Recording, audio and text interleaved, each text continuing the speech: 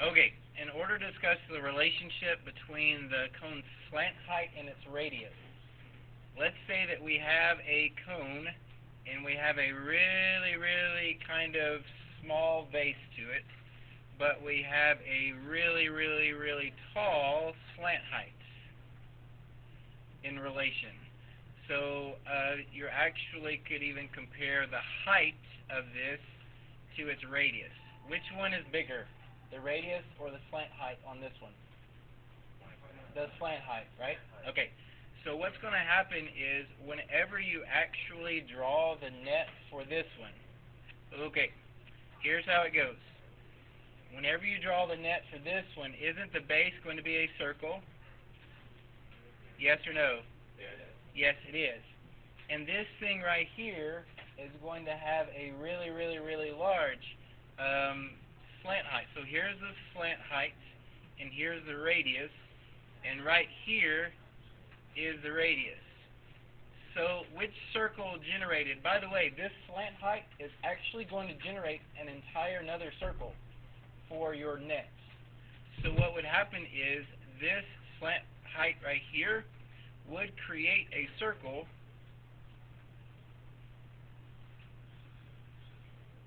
probably about that large.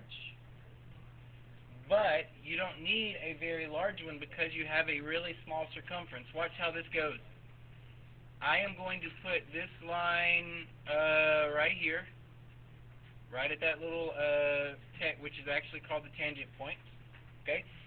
This is my slant height. Everybody good so far? Okay. This right here is going to wrap around that circle. Does that make sense? I don't think that made sense. Let's try it one more time. Whenever I try to construct this three-dimensional shape, I will connect my center to that point right there, and if I were to stand this up and wrap it around all the way that red circle, I'm going to wrap it all the way, but do you see how it would probably stop right there? Okay? So what that means is I am only going to cut out this portion of the circle. That's all I would do, is cut out that portion of the circle. Okay? That's if it has a really, really, really large slant height. But what happens if it has a really small slant height? Well, let's look at this. Let's start changing all these dimensions.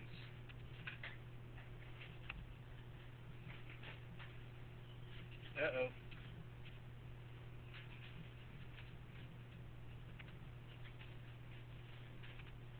So now this time, instead of having a really tall slant height, I'm going to have a really short slant height. Does that make sense? Okay. So, with that being said, whenever I do that, I am still going to generate the same exact size base. Yes or no? Yes or no?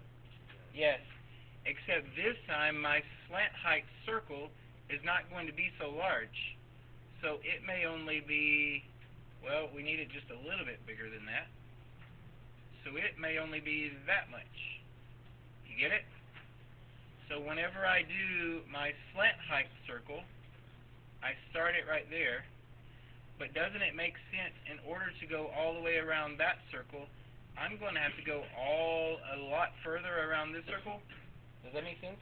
To wrap around that full base?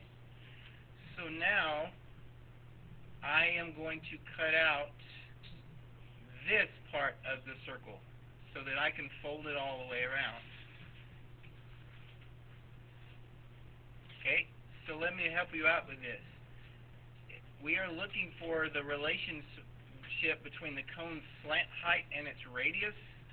What that means is, if it has a really large slant height, it's going to look like an ice cream cone. If it has a really short slant height, it's going to look like Pac-Man. You see the difference? So if I were to make this slant height really, really, really high, what would I have to do to this radius line right here? I would circle it back. So that's the relationship between the radius and the slant height.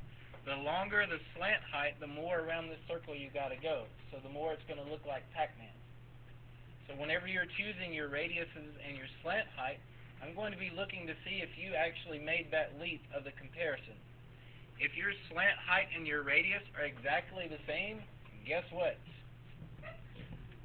What would happen if your radius and your slant height are exactly the same number? It's not even going to make a cone.